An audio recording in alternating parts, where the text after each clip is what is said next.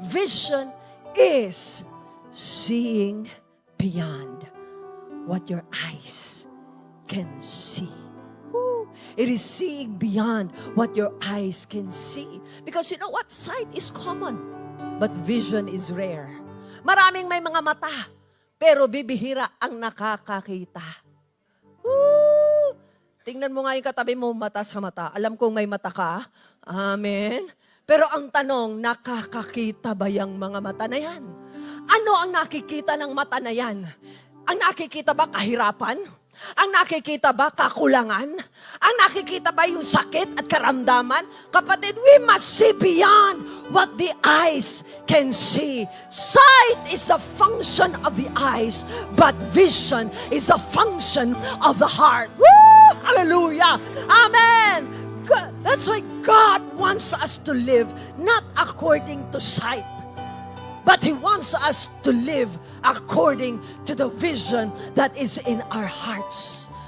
Amen? Hindi ka dapat mabuhay doon sa nakikita lang ng mata, sa natural, sa physical. Ang gusto ng Lord ngayon, mabubuhay ka sa bagay na nakikita ng puso mo, sa bagay na nakikita ng spirito mo, sa bagay na nakikita mo sa salita ng Diyos.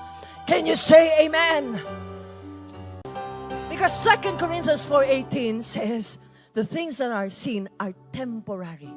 Sa ibang translation ng 2 Corinthians 4:18, sabi doon, they are subject. The things that are seen are subject to change.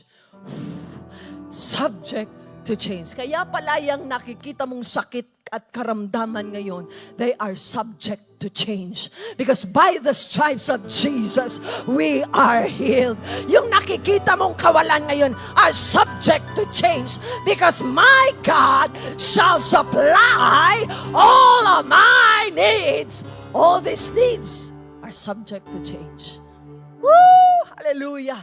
That's why God is giving us the gift. This is a gift. The gift of vision. That you can see beyond what the eyes can see. So that you will not have to live only by what you see. Hindi na tayo mabubuhay, mga kapatid, sa bagay na nakikita lang. That's why sabi ng 2 Corinthians 5:7, for we live by faith and not by sight.